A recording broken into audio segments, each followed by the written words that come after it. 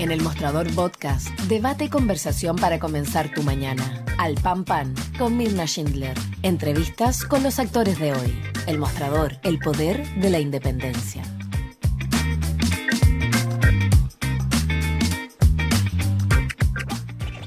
¿Cómo están ustedes? Muy buenos días. Iniciamos un nuevo capítulo de Al Pan Pan aquí por elmostrador.cl. Sigue resonando, por cierto, esta tremenda tensión que se ha generado entre el gobierno saliente y el entrante. Aún no se han despejado todas las situaciones generadas a partir de este breve encuentro entre Gabriel Boric y José Antonio Kast en términos a ver cómo se va a producir finalmente este cambio de mando. Hay distintas versiones respecto a lo ocurrido para que terminara esta situación en este corte abrupto de conversaciones y de bilaterales antes de asumir. Y me refiero, por supuesto, a los llamados telefónicos del presidente Gabriel Boric a José Antonio Kast, llamados que no fueron contestados. Ya hay 3 asesores del actual gobierno que le hablaron a los asesores, ¿no es cierto?, del futuro gobierno. Eso ya está reconocido, por lo tanto esto se enreda aún más y mientras tanto estamos a pocos días, ¿no?, de este traspaso de mando. Hay varios temas que queremos conversar al respecto, pero no queremos tampoco dejar de mencionar la noticia de ayer que da cuenta de esta aprobación en general por parte del Senado de este proyecto que regula la suspensión y el cumplimiento alternativo de penas privativas de libertad y que permitiría a reos que están en una situación de enfermedad o por edad de cumplir esta pena en su casa, digamos, en arresto domiciliario. ¿Por qué es importante esto? No solo porque podría liberar a graves casos de violaciones a los derechos humanos a sus condenados, sino también podría dejar fuera, por ejemplo, fíjense ustedes, al psicópata de alto hospicio, a la Quintrala, al mismo Hugo Bustamante, condenado por el femicidio y violación de Ámbar Cornejo. Es decir, un tema sumamente relevante, complejo y que enciende, por supuesto, las polémicas en estas horas. Vamos a estar en el siguiente bloque conversando con nuestro editor general, Héctor Cosio, pero vamos de inmediato al análisis político con el director del Departamento de Estudios de la Universidad Políticos de la Universidad de Santiago, Marcelo Mella. ¿Cómo estás, Marcelo? Un gusto de tenerte con nosotros esta mañana. Hola Mirna, ¿qué tal? Buenos días, qué gusto saludar. Marcelo, varios análisis permiten, sin equivocación, yo diría a estas alturas, señalar que aparentemente aquí habría un diseño por parte del futuro gobierno de tirar el mantel. Esto a partir de lo que yo digamos, señalaba al comienzo, ¿no? 3 miembros del equipo de Kast, jefe de gabinete, jefe de asesores, jefe de prensa, fueron contactados por sus pares de la moneda, ¿no es cierto?, para avisarles que el presidente de la República quería comunicarse. Esto fue después del 20 de febrero, a partir del 20 de febrero, con esta situación generada con la revocación de las visas. ¿Cómo has visto lo que ha ocurrido? ¿Tú coincides en que aquí hay un diseño? Sí, creo que hay en lo fundamental un diseño, porque si tú consideras que la mayor parte, buena parte de las bilaterales de ministros con ministros, de salientes con entrantes, estaba en desarrollo o ya se habían hecho, entonces esta petición de Kast de tener una última reunión condicionada a que lo acompañaran todos los ministros de su futuro gabinete, hay que entenderlo también como una construcción de un hecho político que nos tiene hablando por toda la semana y probablemente hasta después del cambio de mando de esto. Genera un impacto fuerte en lo que es la formalidad tradicional republicana, el cambio de mando de nuestro país. Es bastante inédito, ni siquiera el cambio de mando en el año 90, que no solo era traspaso de gobierno, sino era cambio de régimen, de un régimen autoritario a uno democrático, generó tanto ruido por la ruptura de formalidades como en este caso. Entonces, me parece que evidentemente es un efecto, fueron a buscar al presidente y probablemente el gobierno actual pecó de ingenuo al no considerar que en esta reunión tenía poco que ganar y mucho que perder. Y ahí yo creo que hubo un acierto de la oficina del presidente Kast y hubo un acto de ingenuidad del actual gobierno, porque me parece que es evidente, uno no sabe la micropolítica, pero es evidente que si futuros ministros del presidente electo se reunieron con el embajador de Estados Unidos, este fue un tema. Nadie que está medianamente informado desconoce que el cable chino siempre ha sido motivo de problema y motivo de presiones por parte de Estados Unidos. Nadie puede alegar sorpresa respecto a esto. Sí es cierto que el gobierno de Boric ha sido errático en términos de la comunicación política y de algunos actos administrativos, por ejemplo, la firma del decreto, el retiro de la firma, entonces la explicación que se dio en el sistema de trazabilidad, todo eso es muy lamentable y da lugar para que también José Antonio Kast diga en todo esto hay falta de transparencia y da lugar a esta situación que yo creo que es lamentable en términos de la formalidad, pero no solo de eso. Me parece a mí que el gran interés de José Antonio Kast es llegar a la reunión del Escudo de las Américas con Donald Trump con una ruptura, con una señal de ruptura respecto al gobierno saliente. Eso es un hecho y un alineamiento completo respecto del concepto geopolítico que tiene hoy día el gobierno norteamericano de zonas de influencia, donde América en su totalidad cae bajo el poder económico, militar, político, estratégico de Estados Unidos. Y a mí me parece que la construcción de una señal política por parte de Kast, pensando en su relación con el gobierno de Trump, también es parte de la ecuación. Además, hay efectos internos, porque no cabe ninguna duda que la legislatura, y ahí yo creo que Kast asume un riesgo, fíjate, Mirna, ¿Ya? porque el espacio parlamentario que se venía distendiendo con este cambio de mando que tenía apariencia de normalidad republicana, por lo demás, ¿no? Era distinta la expectativa de la relación gobierno-oposición a la expectativa que existe hoy día, donde, por una parte, lo que queda de esta legislatura va a ser muy compleja. Es muy complejo hoy día que algunos de los proyectos relevantes del presidente Boric pueda dar la luz ahora. Eso está casi descartado. Y para el próximo periodo, me parece que lo que tenemos que esperar es que no exista luna de miel. Lo que en el caso del presidente Kast es complejo porque, mira, en general las personas se engañan, se quedan con el resultado de 60%, 58% en segunda vuelta, pero el presidente Kast salió elegido con una votación porcentual, con un apoyo porcentual de primera vuelta equivalente al del presidente Boric. Por lo tanto, son presidentes de minoría en términos de voto popular. Eso hace presumible que la rapidez del desgaste entre el nivel de apoyo en encuestas de opinión pública en marzo o abril de este año sea muy distinto al que pueda tener a finales de este año. Entonces creo Ya. que Kast gana en el corto plazo con esto y se puede entender la lógica del diseño, pero arriesga muchísimo el mediano y largo plazo. Fíjate, interesante lo que apuntas. Mira, vamos por varios aspectos que has señalado, porque la encuesta de Plaza Academia llegó hoy día en la mañana, me llega siempre, Ah, me no la he llegó visto. es que acaba de salir. Hoy día, 6 de la Ok. mañana me llegó. Mira, ¿qué dice? Consultado por la credibilidad en el conflicto por el cable chino, 42% le cree a Kast, 33% a Boric, 20% a ninguno.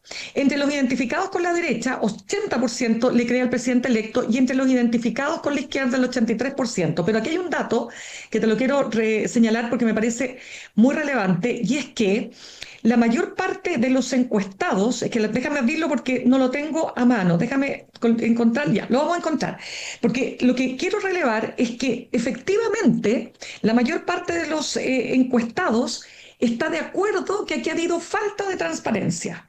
Entonces, uno podría decir, es un punto para Kast, Ese punto pero está. Sí. claro, déjame retomarlo porque ese dato lo tengo acá a mano, acá está, mira, déjame de contarte, dice. Credibilidad. Entonces, 42% ya decíamos le cree a Kast entre los identificados con y el 85% supo o escuchó lo que pasó, ¿no? Respecto de Kast, que daba por finalizado el proceso de traspaso. Aquí viene, 61% no cree que el gobierno haya entregado toda la información, 59% no considera que se ha entregado de forma oportuna y luego el 58% no cree que ha sido transparente. Pero, dicho todo lo anterior, el 57% está en desacuerdo con que se terminara el proceso de traspaso de manto. ¿Qué quiero decir con esto para cerrar? Punto Pacast instala la idea de que aquí ha habido opacidad y no información oportuna, pero también la gente dice, ya, pero cuidado, nosotros queremos, somos más tradicionales, nos gusta que los traspasos de mando no sean de esta manera. ¿Cómo lo ves? Bueno, claro, es muy poco sorpresivo, Mirna, que los niveles de confianza respecto de la transparencia del traspaso hoy día sean muy bajos, porque los niveles de desconfianza en Chile son excesivamente elevados a nivel mundial. Chile es de los países que tiene mayor nivel de desconfianza y yo me pregunto si eso es justificado. En mi opinión, creo que no. Creo que se corresponde más bien a la construcción de un hecho por parte del sector interesado, pero la realidad con la que navegamos es que este país no confía prácticamente en nadie. Y en ese contexto no es raro que exista una opinión crítica respecto al traspaso y respecto al gobierno saliente.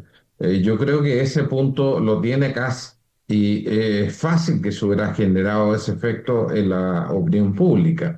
Eso le da la posibilidad hacia el futuro de tenernos hablando de falta de transparencia y de auditorías ministeriales, Ujú. yo creo que todo el 2026. Entonces, esto sin duda va a tensar la relación entre el futuro gobierno y la futura oposición. Y eso creo que es complejo para el país. Se trata de entender cuál es el interés del país. Yo me gustaría citarte un dato que no lo tengo a mano ¿Ya? acá, pero recuerdo de lo general. Los Ujú. datos de desconfianza que tú mencionas son relevantes, pero preguntados en la misma encuesta, los ciudadanos por qué decisión deberá tomar CAS respecto del cable chino, la mayoría del país piensa que el proyecto debe seguir, lo que es una Sí. complejidad, porque evidentemente la apuesta que ha hecho CAS es adherir a la concepción geopolítica, alinearse con Estados Unidos. Y por otra parte, si eso significa romper relaciones con China o debilitar las relaciones comerciales con China, no tengo ninguna duda que sectores que apoyaron al presidente Kass van a quitarle el apoyo y van a protestar por eso. Estoy pensando en sectores de agricultores que exportan buena parte de su producción a China. Y evidentemente, si Chile, que es un pequeño mercado productor, decide alinearse completamente y distanciarse, enfriar la relación con China, eh, yo creo que lo que uno puede esperar son malas noticias desde el punto de vista de la actividad comercial del país y las exportaciones en los próximos años. Y eso podría ser bastante catastrófico para el gobierno de acá.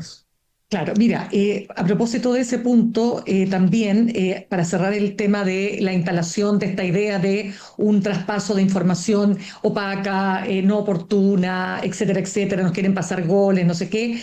¿Cómo ves esta otra instalación comunicacional, Fuerza de Tarea Administrativa, que además tiene un nombre que es bastante militar, se podría decir, ¿no? Bueno, yo creo que eso también es un gobierno que está iniciando su periodo con un arsenal comunicacional importante, pero del dicho al hecho hay un espacio importante. Entonces yo creo que hay que ir viendo cómo administra el presidente electo la relación con sus partidos. No creo que la derecha, el futuro oficialismo sea un espacio homogéneo. No creo que estén de acuerdo ni siquiera en la dirección que debiera tomar el presidente Kast. Entonces, creo que tiene pega en ser jefe de su sector y tener éxito en ese intento, lo que yo creo que no está garantizado. por el lado de la oposición, a mí me parece que efectivamente el empeño del gobierno va a ser apostar a la comunicación de la auditoría todo el año 26, todo el año que estamos viviendo. Ujú. Eh, y eso podría darle un cierto tiempo para explicar el incumplimiento de los compromisos de campaña, porque evidentemente no va a conseguir las metas de ahorro fiscal que él comprometió y va a tener que dar una explicación por ello. No van a salir los migrantes que él prometió expulsar y va a tener que dar una explicación por ello. Y así te das cuenta de saber un incumplimiento sistemático de las metas durante este primer año, en gran medida porque las metas son metas demagógicas, son metas que no están al alcance en un sistema con una estructura parlamentaria bicameral y con una fragmentación tan elevada de poder cumplir, aunque le llame a este gobierno casi gobierno de emergencia. Entonces, creo que va a tener que enfrentar el cumplimiento, para no ser tan drástico, el cumplimiento relativo a sus compromisos de primer año y el espacio de no cumplimiento lo va a explicar por el legado del gobierno del presidente Boric. Ya, Ahora, pero el presidente dime. Boric misma sale con un apoyo superior al que tuvo Piñera. Y Piñera, antes de su fallecimiento, tenía niveles de popularidad muy importantes, a tal punto que es muy probable que si el presidente Piñera estuviera vivo, José Antonio Kast no sería presidente. Entonces, cuidado, que aunque la oficina del presidente diga que este gobierno lo hizo muy mal, en el país esa idea no ha calado. Entonces, por lo menos un 35-38% apoya fielmente el gobierno del presidente Boris y ese es el capital base, lo que llamamos apoyo autónomo del presidente Boris de aquí a los próximos años. Claro, ahora, tú dijiste otro asunto, tú dijiste que la luna de miel, bueno, puede durar poco. ¿Cuán poco? Pensando en este dato que también tú resaltas, ¿no? Que él gana en primera vuelta con una cifra parecida a cómo ganó en primera vuelta Boric el 2021. Yo creo, mira, lo normal es que la luna de miel en Chile dure 6 meses, 10 meses hasta ahí. Estamos descartando que van a haber cisnes negros, porque un cisne negro importante podría ser que el presidente Trump pierda las elecciones intermedias a final de año y la apuesta entonces de Kass por el alineamiento total con el gobierno de Estados Unidos termine siendo bastante catastrófico para la política nuestra. Y ahí va a contar seguramente con un nivel de desgaste que se va a ir desarrollando el próximo año con rapidez. Pero lo normal es que los gobiernos tengan 6 meses de tregua de la oposición, que no me cabe ninguna duda que no va a tener el presidente Kast por el discurso precisamente de la auditoría, la fuerza de tarea, del Ujú. peor gobierno de la historia, del gobierno de emergencia. No le deja mucha chance a la oposición, sino ser una oposición más radicalizada, más polarizada, y cuando eso pasa, Mirna, al país le va mal. Tal como fue el Partido Republicano con el gobierno del presidente Boric, que medía su éxito por el fracaso del gobierno, perfectamente esto puede ser una repetición. Uno se da cuenta que en política los aprendizajes son muy difíciles. Pareciera que los políticos no aprenden, y no a 20 años hacia atrás, sino respecto al gobierno anterior. Vimos cómo la generación del Frente Amplio cometió durante el primer año cientos de errores por exceso de confianza, por no entender la restricción que significa gobernar con minoría de apoyos en el Congreso. Y ahora vemos gente mucho mayor de la oficina del presidente que repite lo mismo. Esta salida rupturista, desafiante, que apuesta al total desgaste del gobierno anterior. A mí me parece que es una apuesta arriesgada cuando tú tienes como apoyo en el Congreso solamente un 25%. Y lo demás lo Justamente, tienes que claro, construir. exacto. Ahora, precisamente por aquello, por esos votos prestados que dices tú, eh, la gente quiere cambios en materia de seguridad y tú lo puedes precisar. O sea, esto es una cuestión que incluso en casuística tú vas a la calle, le preguntas a cualquier persona, de hecho las encuestas dicen que hay mucha expectativa de que le va a ir bien a este gobierno. Entonces, ¿cuánto puede esperar la gente? Pues todos los días seguimos enfrentando y va a pasar que el 12 de marzo y el 13 y el 14 y el 15 van a seguir ocurriendo hechos de violencia delictual, porque lamentablemente la violencia delictual y el crimen organizado no se acaban de un día para otro. Por lo tanto, ahí, ¿cuánto puede pesar todo este desorden y la auditoría y esta narrativa, ¿no es cierto?, que trata un poco de tirar harto humo para que estos otros temas no aparezcan en primera línea?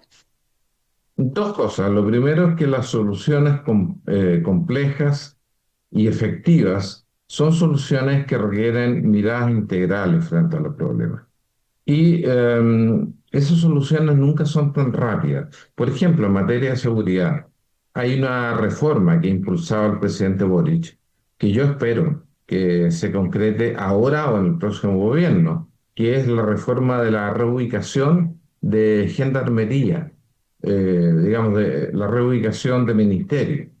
Es indispensable para temas de seguridad, para mostrar avances en largo plazo, no solamente cuñas comunicacionales, que el gobierno se aboque a hablar menos y a resolver esa dimensión multifactorial. El discurso de la mano dura, el discurso de todos presos, permite darnos una señal en el corto plazo, pero no permite resolver. Hay que distinguir cuando los gobiernos hablan y básicamente muestran actos para ganar sobre un tema versus cuando buscan resolver. Y yo creo que si se trata de resolver los problemas del país, todavía no tenemos noticia de que el gobierno de Kast vaya por ese camino. Lo segundo es que los medios de comunicación perfectamente pueden moderar la exposición del tema del Sin duda. delito, porque a mí me ha impresionado, tengo que decirlo, sé que hay Ujú. gente muy respetable en los medios, pero me ha impresionado cómo el espacio que se le da al crimen desde antes de la primera vuelta hasta ahora que está electo el presidente Kast ha disminuido considerablemente. Sí, Me llama la es verdad. atención los centímetros de diario que ahora se dedican a otros temas y los minutos de televisión que ya no están pegados con el delito que nos inunda como si fuera Santiago, ciudad gótica, cuestión que yo no comparto ni desde el punto de vista de la percepción ni desde el punto de vista de los datos duros. A nivel comparativo, Chile nunca ha sido un país que tenga un indicador de homicidio por 100.000 habitantes que esté en la parte superior de la región. Nunca ha sido. Es cierto, hay una tendencia preocupante, pero en todo el mundo. Entonces, la discusión seria para resolver temas tan grandes como el tema de la seguridad requiere juntar al gobierno de oposición, convocar a una política de Estado que dure más allá de este gobierno y el próximo también. Y más aún, convocar a una conversación internacional a los jefes de Estado para conseguir coordinarse en aquellos temas que tienen que ver con migración ilegal, con todos estos temas que están asociados a la empresa de crimen organizado. Bien. Quiero preguntarte también, Marcelo, no puedo dejar de tocar este tema porque fue la noticia de ayer, y es cómo está avanzando en el Senado. Se aprobó en general este proyecto que permitiría, ¿no es cierto?, la conmutación de penas para personas mayores Mira, la edad exacta, porque ahí tengo una duda, si es sobre 70 años, si es sobre 70 años. Sí. Pero en definitiva, ¿no es cierto?, permite conmutar la pena a personas que tengan por edad y condición de salud. Y esto abre la puerta, por supuesto, a el gran tema que nunca se zanjó, que nunca finalmente contestó en campaña, claro, durante la campaña José Antonio Kast, la posibilidad por ejemplo, indultar a violadores que han cometido tan graves delitos como de violación a los derechos humanos como Krasnov Marchenko, quiero decir, y, ya lo decíamos, abre la puerta para el psicópata de Alto Hospicio, para la Quintrala, para el que mató a la joven Ámbar Cornejo, etcétera. ¿Cómo ves esto? ¿Es un gol que se trata de meter antes de que termine este periodo legislativo?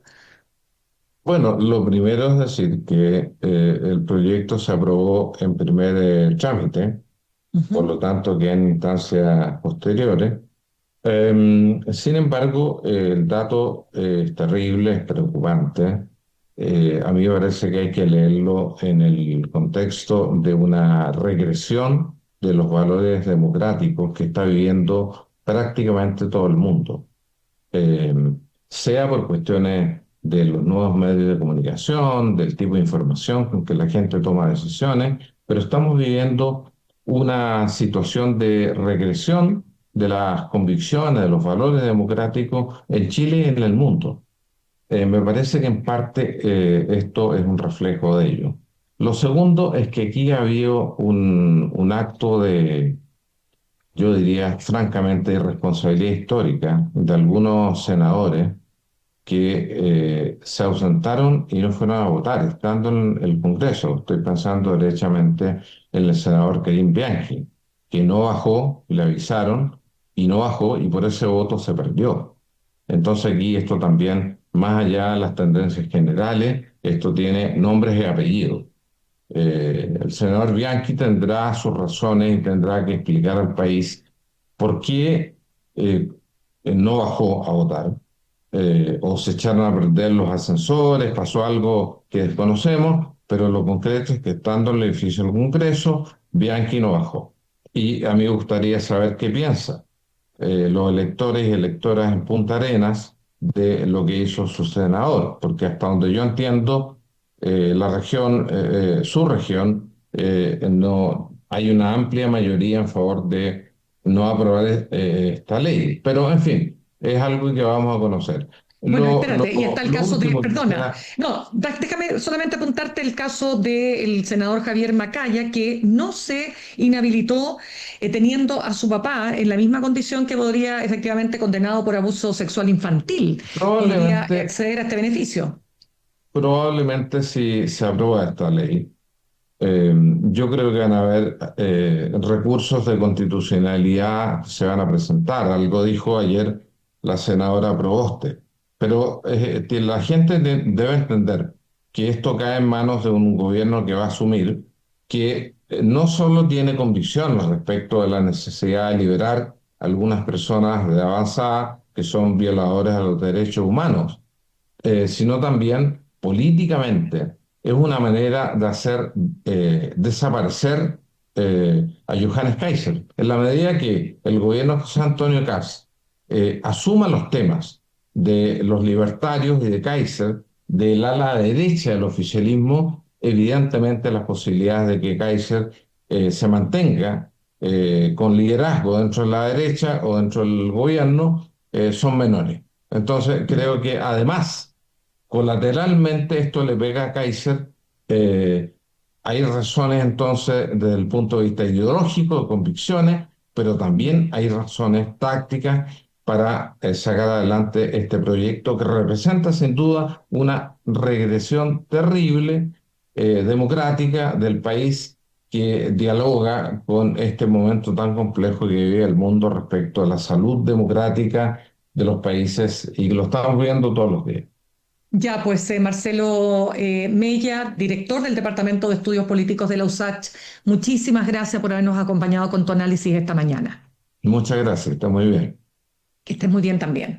Nos vamos a ir al corte y al regreso estaremos conversando también, profundizando en los últimos acontecimientos, ¿no?, que han sacudido a la política nacional con nuestro editor general Héctor Cosio. Ya volvemos. En instantes, una nueva entrevista en Al Pan Pan con Mirna Schindler por El Mostrador Podcast, el poder de la transparencia.